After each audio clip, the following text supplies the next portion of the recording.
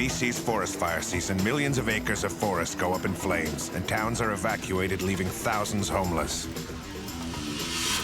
Firefighters battle temperatures as hot as a blast furnace. This heat, combined with thin air at high mountain altitudes, makes conditions seem like hell unleashed. Fire begins to surround you. You don't know where it's safe to go. Flames higher than a 10-story building can suck whatever oxygen is left right out of a person's lungs. It's one of the most dangerous jobs on the planet. In the past 10 years, nearly 50 forest firefighters were killed in North America.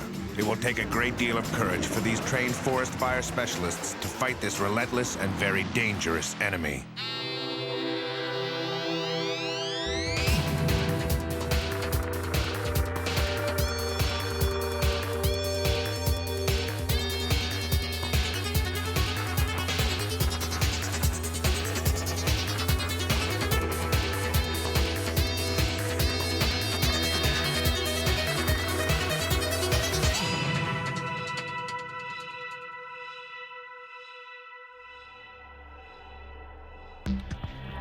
Fire Center, go ahead. At the Kamloops Fire Center, the dispatcher has received a call.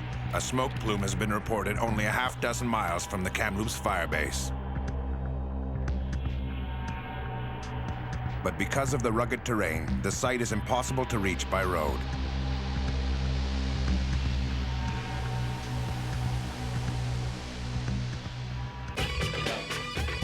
A three-person initial attack crew is being dispatched by helicopter to investigate.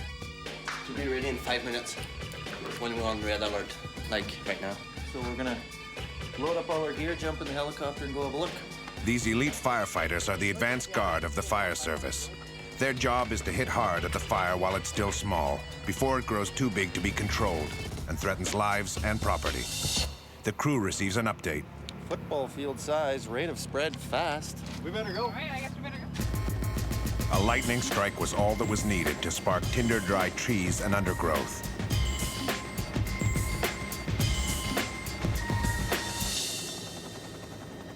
Last year, this team faced their biggest test ever as they fought their way through the most devastating fire season in the province's history. Over 1.5 million acres were burned, an area equal in size to the city of Vancouver. Last summer, we were evacuating people's homes. We were telling people they had to leave. We had fire that was spawning 2 kilometers ahead, and you don't feel safe anymore.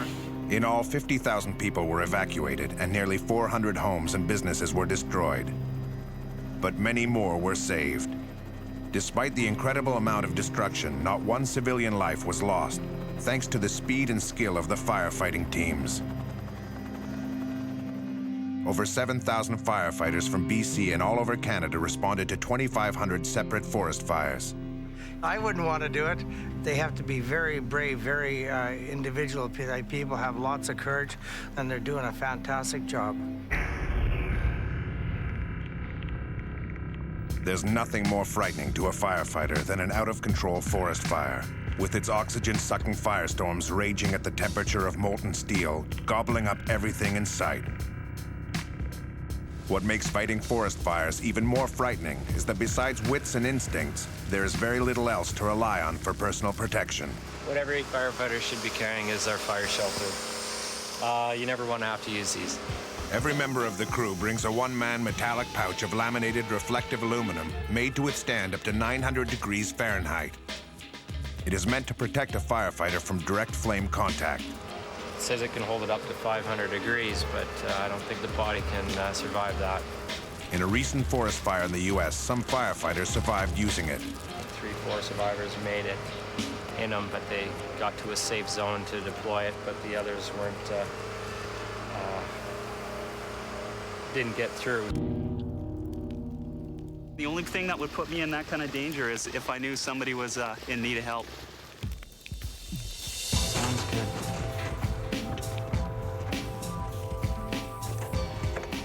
Les Leduc, crew leader and 10-year veteran of the Forest Fire Service, wastes no time leaving with his team for the hot spot.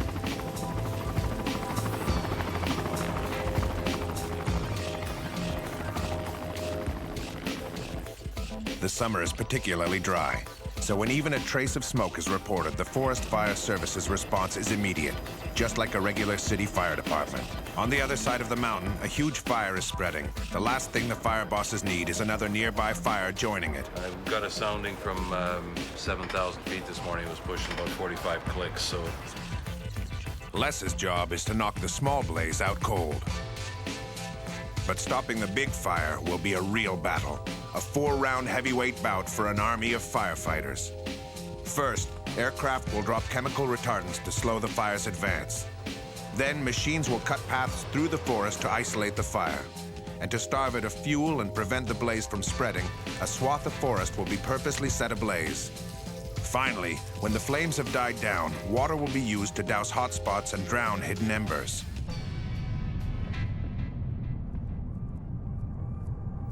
The crew is set down a few miles from the fire site because the rough terrain prevents their helicopter from landing any closer. What's in there? Les surveyed the scene from the air, but he and his crew can still come across dangers in the forest as they approach the fire.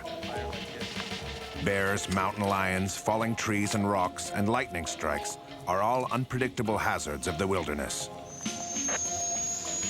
Yeah, you can check that we're going to walk into the fire at this time, and just to advise, Ariel is going to sling our gear in, and then he'll be back to Kamloops to get a couple of Canflex bags for us. We've got a bit of a hike into our fire, so and those bags are pretty heavy, so it's a lot quicker for him just to put it on his long line, and he's going to fly it right into the fire site, and then he'll drop it off. He doesn't have to get out or land or anything. He's got a little button, and it'll unhook. So all our gear will be waiting there for us once we get there. But it won't be a walk in the park for the members of the squad. Each of them must still carry 80 pounds of gear to the fire scene for over a mile. Uphill. It's a physically punishing job to be part of an initial attack crew. This load is compounded by an extreme heat of over 100 degrees and the 6,000-foot elevation. Imagine having a television set strapped to your back while you jog in a sauna. Forest firefighters must brave conditions like this before they even begin to tackle the fire. They're essentially extreme athletes who put out fires for a living. Time is running out to get this fire under control. The crew uses old-fashioned hand tools to clear a swath through the thick layer of flammable organic material called duff, right down to the inert mineral soil beneath. And this tool I'm using is a grub hole. A grub hole is something we like to use in Kamloops. Every bit helps, eh? This trench of exposed rocky soil, called a fire guard, will form a ring around the fire so it won't spread and become a bigger threat. Cutting fire guards by hand may look like 19th century technology. It is, but it works. Les and his team are not the only ones fighting this two-headed dragon. Over the mountain and across a valley, the fire services team have their hands full dealing with the much larger blaze. That's a really big fire. It's been burning out of control for more than a day, and the danger to the nearby village is getting critical. Villagers are thinking about their own safety and preparing for the worst. It's been kind of weird, like it, I don't know, like it's that close, but it's up the hill, but it's all the way over there, but it could come down here, and it's just kind of just trying to get ready if we have to leave. The stress level when you're on alert is high. It's probably more high for people that haven't been able to communicate. We've spent a lot of time setting up a communication system with our local radio, but there's still that worry that they may not hear the actual evacuation notice. And those are the people that are quite concerned because they've seen this fire, a fire like this come through in '71 that jumped over the mountain behind me unexpectedly, picked up by the high wind, and it completely wiped out 18 of the native homes on the reserve just above the town, came into town, and there were people that had barely time to get out of their homes with their children. They couldn't take anything. Now this is a distinct possibility. It's a deadly situation when a forest fire can jump or spawn ahead up to 100 miles an hour, driven by strong winds. At this speed, it could reach the town in minutes. Last year, a spawning blaze easily outran a fire truck trying to escape down a highway. The fire is about, they told us yesterday it's about 4 kilometers away, but it could spread that 4 kilometers in about a 3-hour time, so it really wouldn't take a lot of time to get here.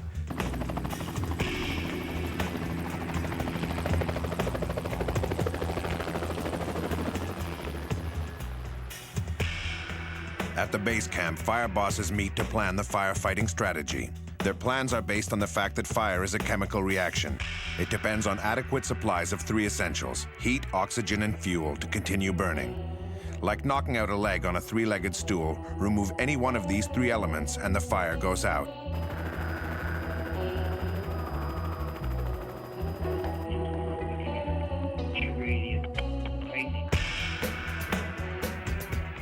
They decide to drop chemical fire retardants from the air in a pattern around the perimeter of the big fire. The fire bosses hope the retardant will cut off the fire's supply of fuel and slow its spread toward the village. This must be done to make the situation safer for ground firefighters to go and fight the fire directly. Right now, conditions on the ground are too dangerous for ground crews to approach the head of the fire. With temperatures hotter than molten lead and heavy smoke making visibility and breathing difficult, it would be suicide to put crews in there. Fire is actually a predictable adversary, as it obeys the laws of physics. All fires move in the direction of wind and uphill where there's a slope. This makes deciding where to drop water and chemicals easy. The hard part is deciding when the conditions are right and how much to drop. The fire retardant used is a non-toxic solution of nitrate salts. It's actually a lot like agricultural fertilizer.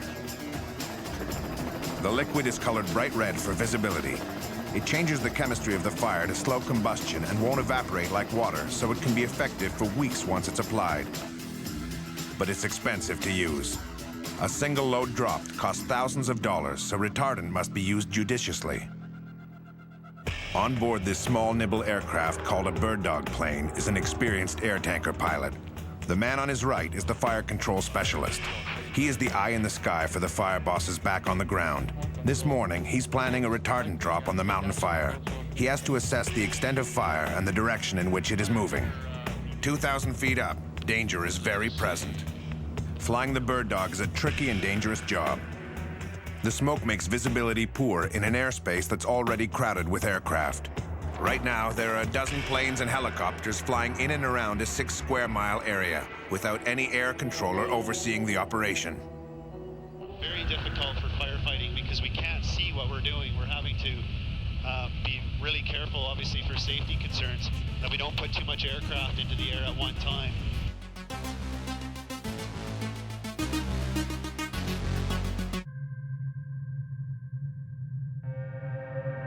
That looked like a close call, but pilots have to get used to flying this close to get the job done. But any slight miscalculation could mean disaster. Last year, the only fatalities in the fire service were 3 pilots who lost their lives while on the job.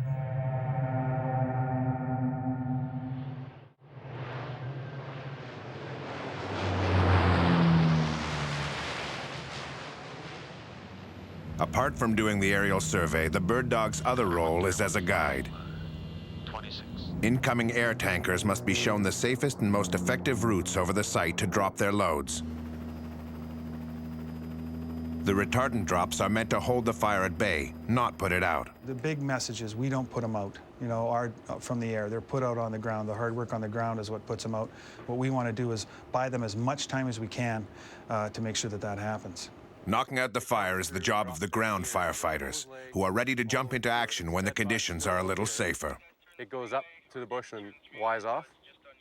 The biggest mistake we can make in here is to get tunnel visioned and sort of a kill-at-all-cost mentality where there's a 2% probability of winning, and we'll commit half the fleet to that 2% probability. When over the hill or 150 miles away, there's some fires that we could catch that we have no aircraft available for because we're committed to a loser. So a big part of the duty officer's role in here is to make sure that he's practicing that triage, to make sure that we're losing in the right places, and we're investing the resource and committing the resource in the right places.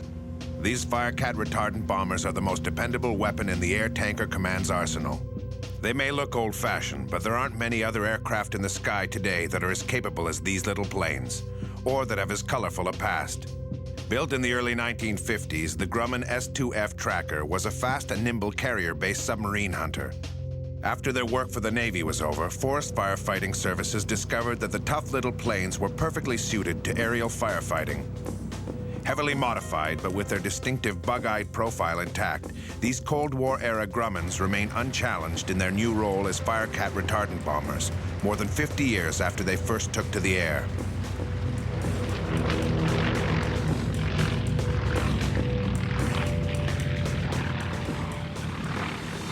We've got 3 pieces of heavy machinery on this fire. Two hose. While the bombers are hard at work at the big mountain fire, Les and his crew start to land their first punches against their fire.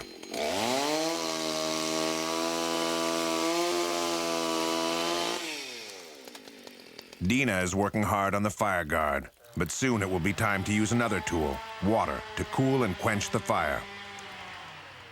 The success of the operation depends on a supply of water being airlifted to them. We don't have very much water.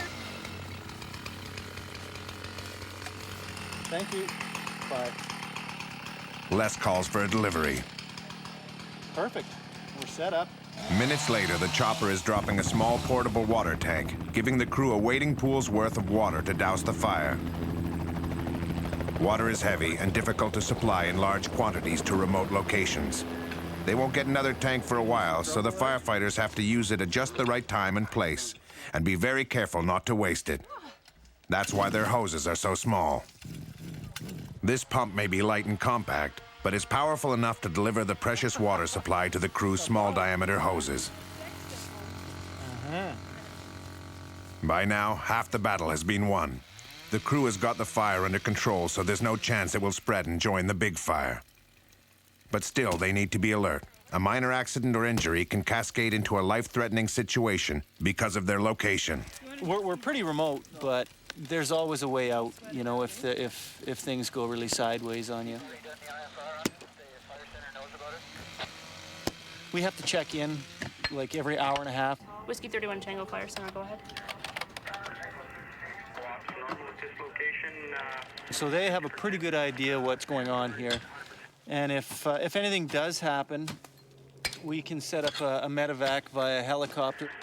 Talk to you again at 1500 hours. Roger, copy that, thanks. If something happens at night, you know, you're going to be on your own until the morning. So, I mean, that's always a pretty big concern. I mean, the job just inherently has a lot of dangers to it, so... And that is particularly true at this stage of the game.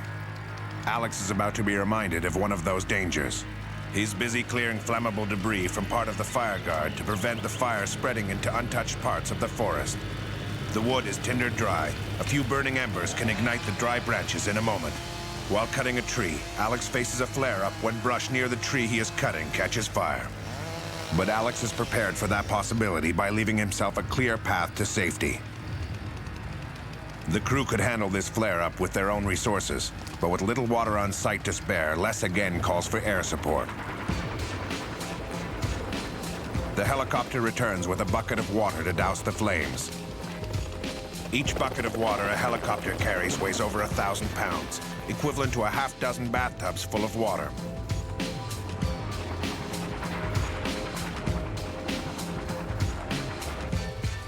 These firefighters have faced some situations where escape was not so easy. Last year, there was some fire activity that I'd never seen before, like if you can picture a huge tornado that you see on TV on those documentaries, storm chasers and what have you. It looked just like that, just a big tornado of fire, smoke and debris spinning around. There were some times when you're more or less surrounded by fire. Hairs on the back of your neck sort of stand up a bit. What's another big fear, Kev? What are we scared of out here, man? What are we scared of? Each other. Yeah.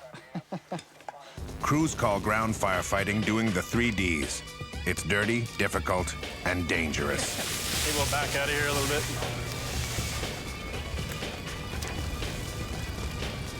The trench warfare of the firefighting world.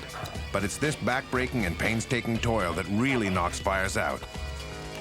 As Les and his team are proving, the visible flames are now out. Buckets of water dropped from overhead are great for putting out fire on the surface, but what's going on underneath? The squad must now methodically scour the ground with their bare hands, literally leaving no stone unturned, as they search for the heat from hidden hot spots and glowing embers. That's exactly what we're looking for. Something like that, you know? Like that? That can cause you problems. An overlooked ember like this could cause the fire to reignite under the duff, days or even weeks later. Before we leave this fire, I mean, it looks good right now. I think I feel pretty confident with it. I won't call it out quite yet. We'll give it a few days for that, but we can call it cold. And I expect that there won't be any action needed to take on it any longer.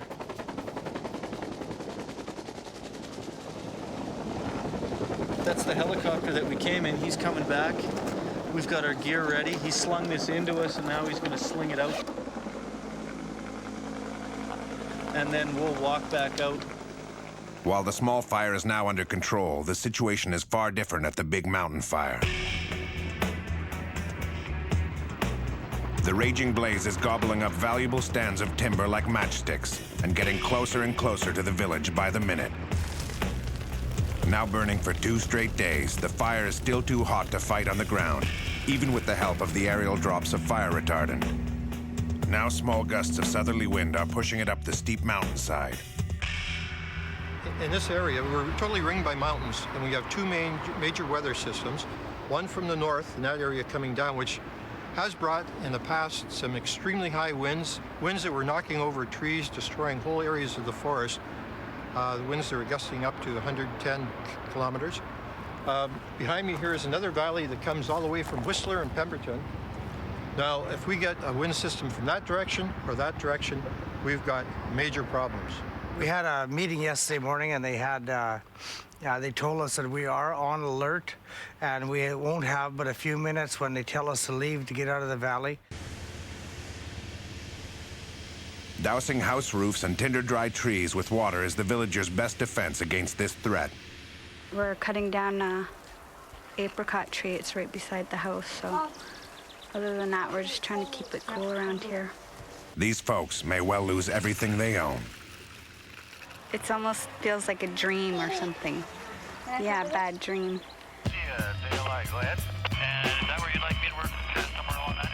Kevin Matuga is flying a reconnaissance mission over the fire. If the mountain fire continues to advance, it will be Kevin's tough job to tell the villagers that the battle has been lost and they must leave their town to its fate. So what we're dealing with right now is about a 1,300 hectare fire. It's burnt a lot of these valleys in front of us. You can see it's burned right up to the rocks. This is some of the most rugged terrain you'll find in BC. Mountains are extremely steep, very rocky. We go from valley bottoms at about 300 meters in elevation, right to the tops, around 2,700 meters in elevation.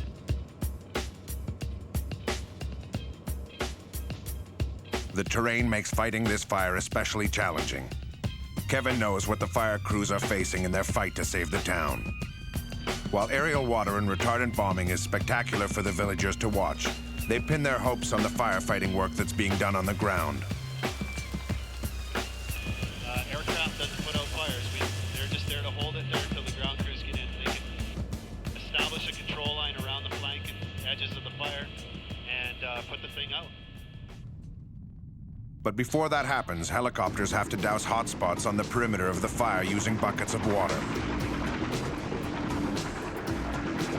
Maneuvering in steep valleys to pick up water, these pilots keep watch for dangerous obstacles like power lines, which could snag their buckets and yank their aircraft out of the sky.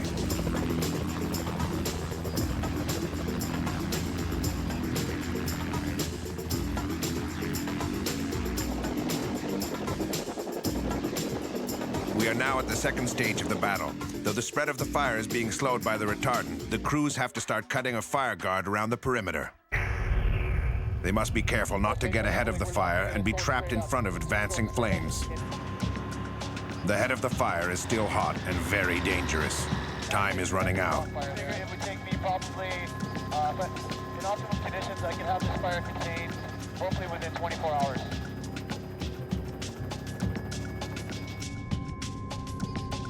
The villagers may well be forced to evacuate in a matter of hours.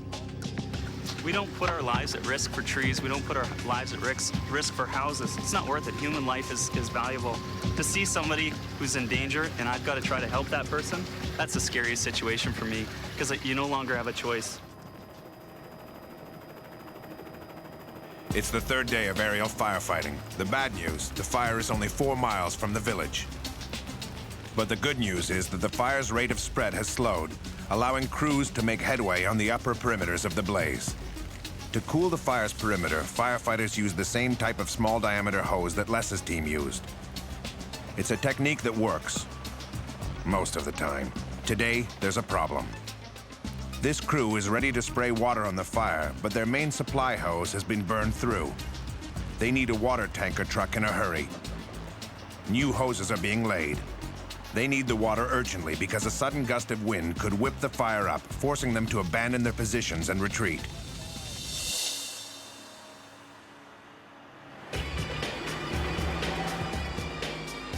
A tanker truck finally arrives with a precious supply of water. Armed with fully charged hoses, the firefighters are finally able to get down to work.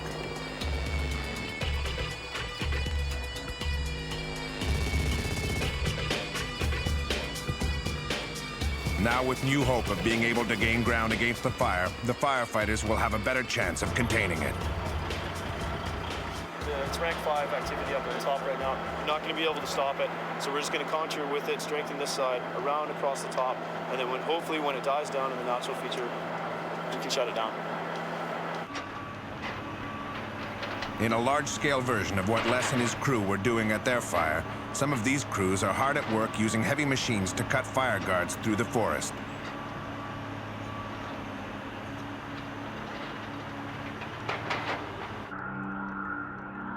Hours ago, this was untouched forest.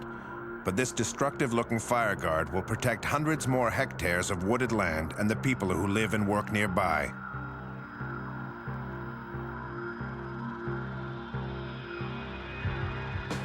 One thing Wayne that would be good right off the bat is wind indicator. As the fire gets larger, it creates almost like a snow cone. It starts at the small or at the base is very small, and it builds towards the top, and it widens out as we get to the head of the fire. So we're just going to establish control lines and pinch off the fire at the head when we get the right conditions. Even at this lower perimeter, where the fire's intensity is less, air temperatures beside the fire are approaching 2100 degrees Fahrenheit, hot enough to sear unprotected flesh in seconds. Yeah, it's too hot. Kevin has been near the fire for less than a minute, but he has to move out of the way as the heat quickly gets the better of him. Yeah, that's better. His clothing is made of fire-resistant Nomex material, but he relies on good sense to not stray too close to the fire. The groundwork is going full swing and the firefighters are making progress. Despite the dangers, fighting forest fires is a choice that most of these people wouldn't think about changing for something safer. Steve Butcher gave up a secure future as a social worker for this adrenaline-fueled lifestyle.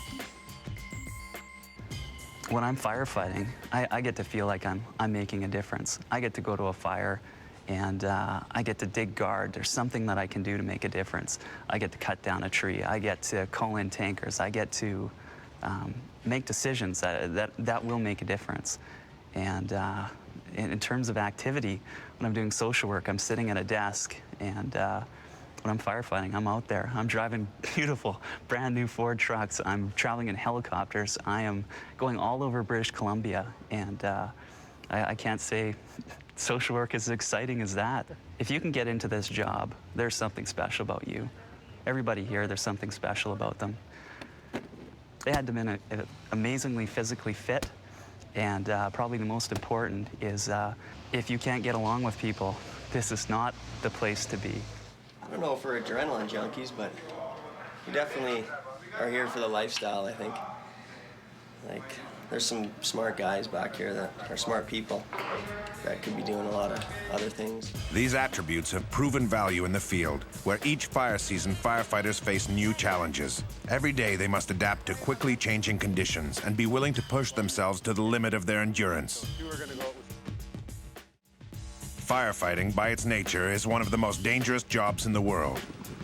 But it's thanks to a grueling selection process and top-level training that forest firefighters have one of the lowest injury and death rates in the profession. Safety's always first. That's the #1 priority. Never put yourself in harm's way. Or you try not to anyway.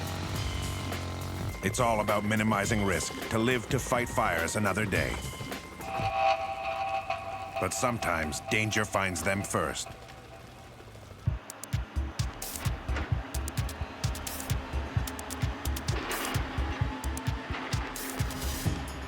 Operating machines like this in these conditions is more than a little dangerous. Heavy equipment can sink into soft ground and roll over.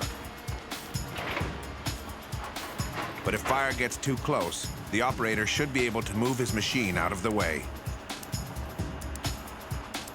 Unless something goes wrong.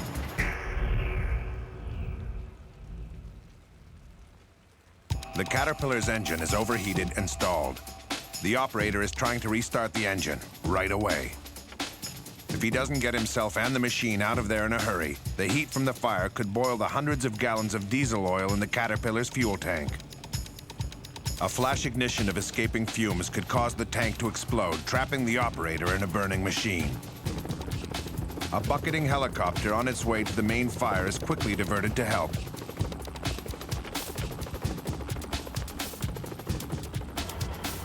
Just in time, the machine's operator gets the engine started again and is able to escape the flames. This time, he made it. But to be sure the stubborn hotspot doesn't give the Caterpillar operator any more trouble, the helicopter drops its load on the flames.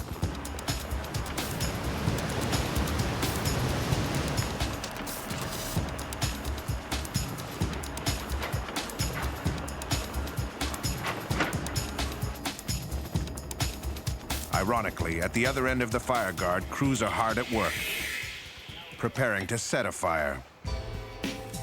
The crews are busy getting ready for a controlled fire or prescribed burn using a drip torch. We're burning off the unburnt timber in between the fire guard that we put in and the existing fire. And this is the third round of the bout. This technique gets rid of flammable material left between the fire guard and the fire itself. It's a better method than laying waste to the whole forest with a bulldozer. In nature, small forest fires are actually beneficial. They clear away the buildup of dead trees and branches, leaving healthy, strong trees to survive.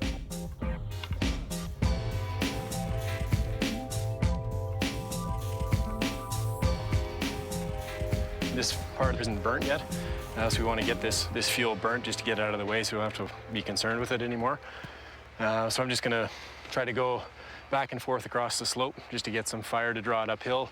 And hopefully by the time I'm done, this will all be on fire. So. But the success of prescribed burns depends on the skill of firefighters like Travis Abbey and his partners. I've got a pretty good slope here, so this should carry up there fairly well. To avoid any problems, Travis takes into account the slope of the land, wind direction, air temperature, and humidity of the wood, or fuel, when he sets the woods alight. More important than anything else, Travis always leaves himself an escape route to safety.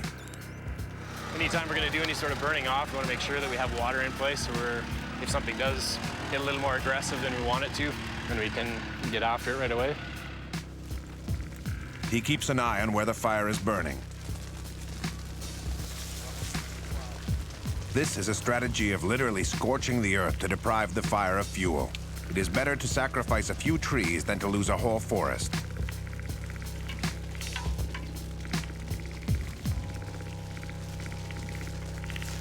Or a nearby town. So ideally, in a perfect world, this would be burnt clean completely, right to the fire. Before leaving to work with a private logging company, Travis honed his firefighting skills with the BC Forest Fire Service. It's my 15th year. I started when I was 18, and it was supposed to be a summer job and turned into a pseudo-career sort of thing, I guess. Yeah, it's good. Still enjoy it. It's great. Yeah, there's some excitement, and it's lots of variety too, which is nice, so that's fun.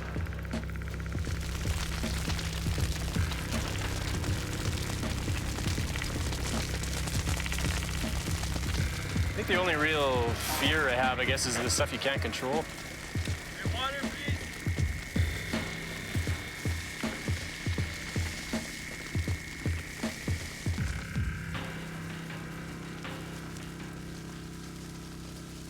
try to cool it off a little bit so it's not getting right to the tops of the trees. Just worried about it going that direction, so.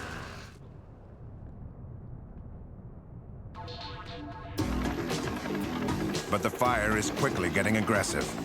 Despite Travis's skill and experience, this situation might be getting away from him.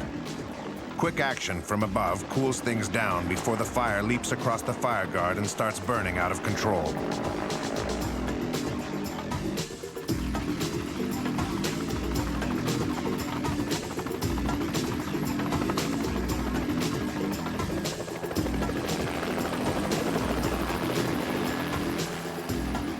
Helicopters are amazingly effective firefighting tools, as they can drop buckets of water on flames with surgical precision.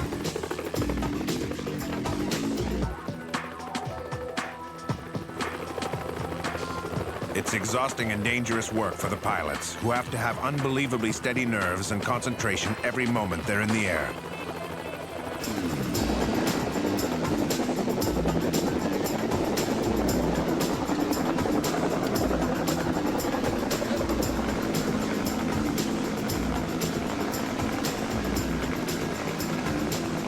A helicopter is an unforgiving vehicle to fly in the best conditions. The aircraft's weight and balance can change suddenly when the bucket carrying a water load equivalent to the weight of a piano is filled or emptied. This imbalance can lead to the loss of control and a crash. We've got 3 pieces of heavy machinery on this fire. Two hoses, strong winds in this area. Just to make the task more hazardous, dangerous gusts of wind and hot air currents caused by the fire can destabilize a chopper and send it careening to the ground.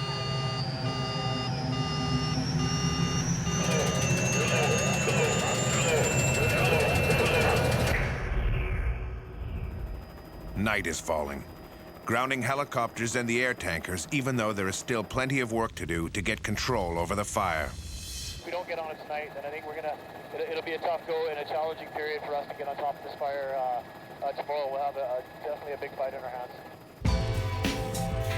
For the third night, ground crews will be hard at work dousing the base and flanks of the fire. Fire boss Steve Shell is in charge of the heavy equipment. Let's give it a good assessment before we put any equipment in there. Let's make sure it's going to be safe to work in that area. If you guys have any hesitation, we won't work it. He consults his crew of machine operators to create a plan for the next day's operations. Okay, what time can we start in the morning?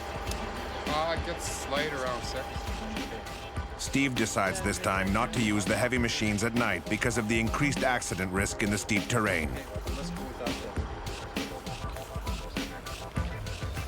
Like a weary army, the firefighters will use the coolness of night to try to gain ground on their enemy.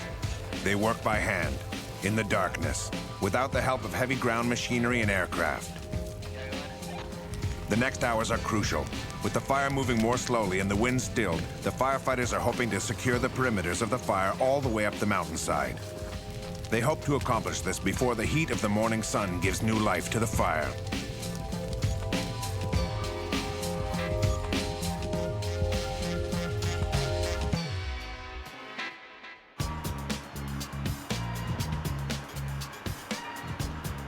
This is the 4th day of the operation, and the heavy equipment is back online, busy cutting the fire's access to fresh fuel. Nearly 100 firefighters worked all night, and they made good progress.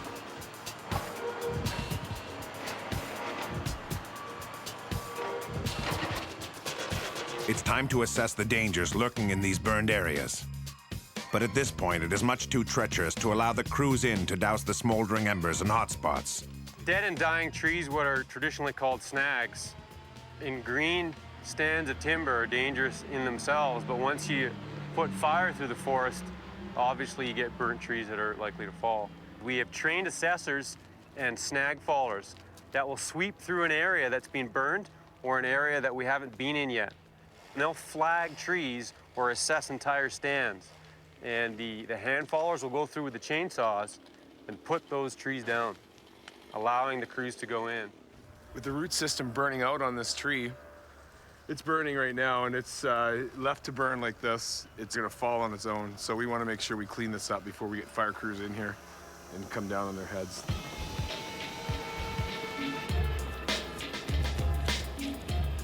Even trees untouched by fire can be dangerous. Pounded by tons of water and retardant, trunks can be weakened and fall without warning on ground crews underneath. It's like working in a half-demolished house. Well, there's been a number of close calls. You know, one in particular, a tree that was weakened by the same type of thing that we're seeing here, broke off in the wind and fell towards us. And I ended up on the ground, and the tree fell, and it literally fell between my boots where I was lying on the ground. It was as close as I'd want it to be. We have to follow these dangerous trees that have been marked by an assessor. Barry's job is one of the most dangerous jobs on the planet, lumberjacking. A moment's inattention could cause a tree weighing thousands of pounds to tip over and crush him. Add a fire-ravaged forest full of half-burned trees into the equation, and you've got a job that only a very few experienced professionals would ever attempt. It's fairly dangerous, yeah, because as you can see, most of these trees are all burnt out on the bottom, or they're a dry snag. Like this here, the tree is over 50% burnt out, so when you cut into that, a lot of times you'll cut into it and it'll fall either way, which causes a big problem for a lot of fallers. There's also the added risk of a horrific injury from the razor-sharp teeth of the chainsaw.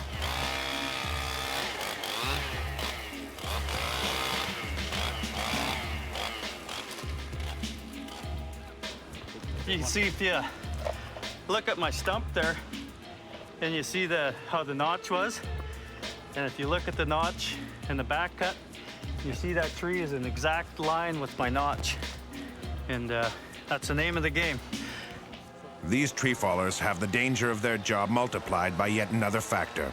Barry and his assistants must pay attention to what's going on over their heads, or risk being crushed under an avalanche of water and tree trunks.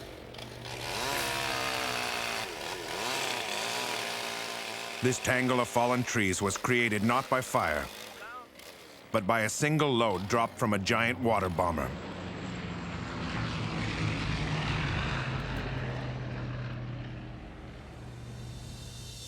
Despite the incredible risks and dangers of the job, every youngster yearns to be a firefighter.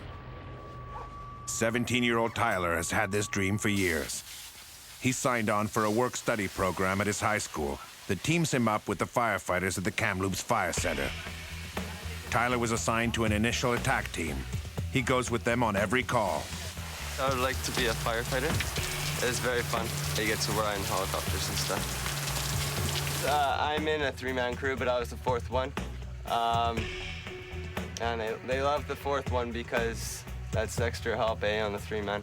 It's great to have somebody who's like a rookie around. Been doing firefighting and taking out the flame and stuff like that.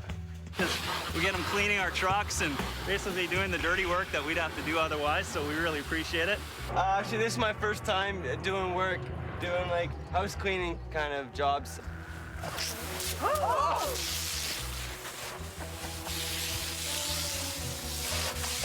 Did I get anyone?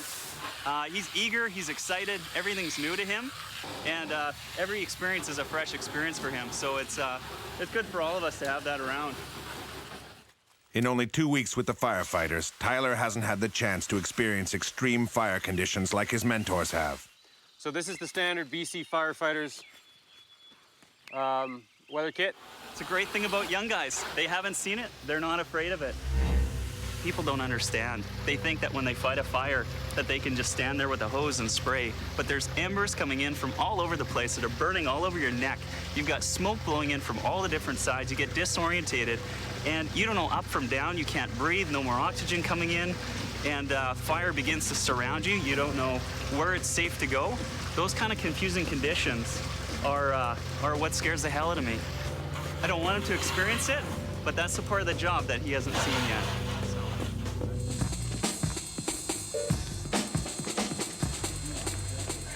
Inside the Kamloops base, things are busy.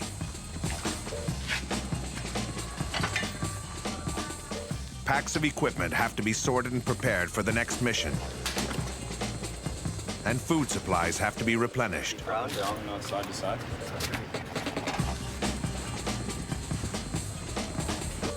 Bringing along a supply of tasty edibles is high on the priority list. Energy. That's how we get through a long day at work. Chocolate almonds. Each team has to be self-sufficient while on the job, carrying everything they need with them. Just creating a little shopping list for them. So when I get out to a fire and I'm stuck overnight, I'm just kind of planning the meal that I'm gonna eat. These other guys are giving us a shopping list because they can't be there, so they're trusting us to buy the right thing. Nothing too junky. With their gear stowed and ready for a call, these guys are set for a shopping mission, leaving their colleagues with plenty to do at the fire center.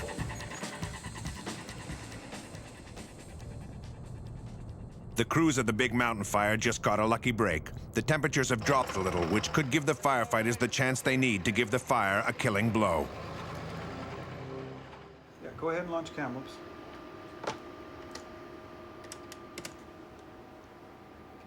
The dispatcher has been asked to launch every available aircraft and send them Launch Kamloops to this ATR 3560. back to the big mountain fire. This is for Bird Dog 8 and the Firecat. Bird Dog 8 and the Firecat.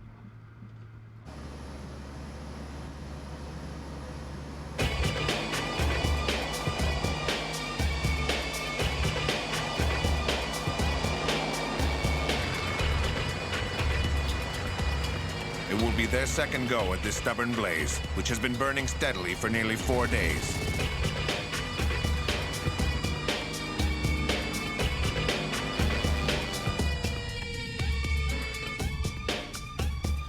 There is hope the attack would be successful. Temperatures are milder, and there's no sign yet of strong winds that would blow the fire in the direction of the village. There is hope the attack would be successful, as air temperatures have been milder earlier in the day. Also, the expected high winds that would blow the fire in the direction of the village have held off so far. But a change in weather is forecast, promising hot, gusty winds and higher temperatures later in the day.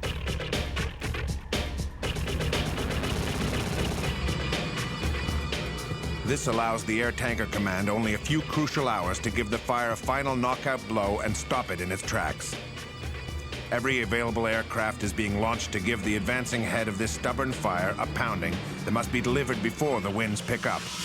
Look at all the information as we're taxiing out. Basically, we just want to get in the air and get going in the right direction. And 31's on the roll, 26. Okay, and go straight over a bit and then a left turn up. Tanker 6-9, loaded and clear. 6-9, check.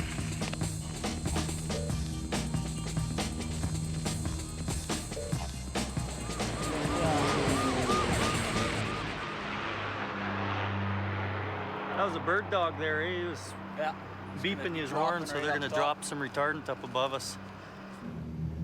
Okay, have you in sight? Guided by the bird dog plane, the Firecat tankers and water bombers are dropping huge quantities of water and liquid retardant on the advancing head and perimeter of the fire. You're not filming this, are you, Jeff? Maybe you are.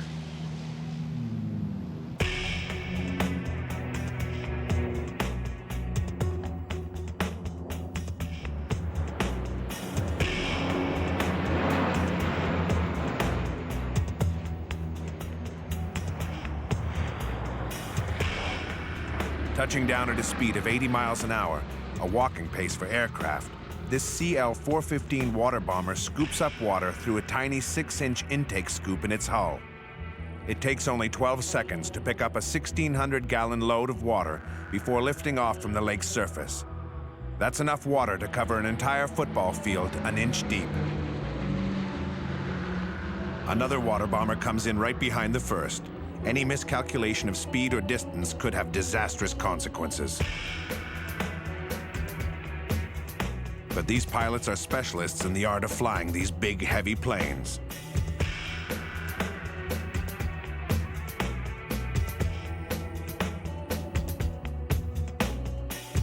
The ground crews are also making significant gains. By the end of the day, faces look more relaxed in the mobile command center.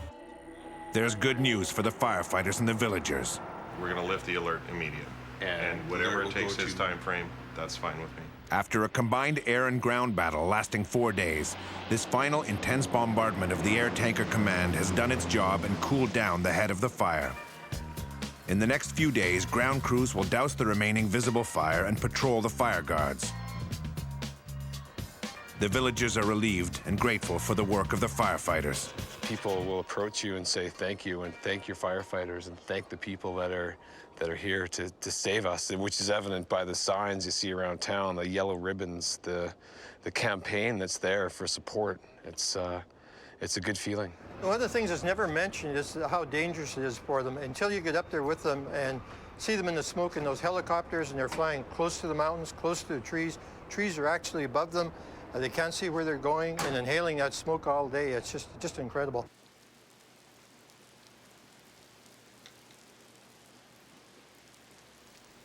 Now it's nature's turn to dampen embers and cool the parched forests.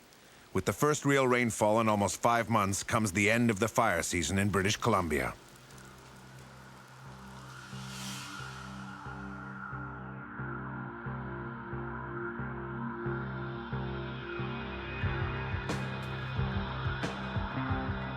The interior of British Columbia boasts some of the most breathtaking scenery in the world.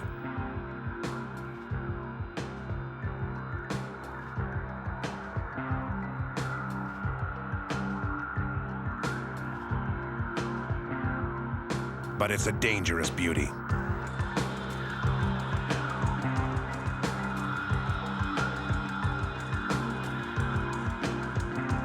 A place where the most devastating and spectacular forest fires on the planet occur. And a place where some of the toughest firefighters around meet the greatest challenge of all: forest fire.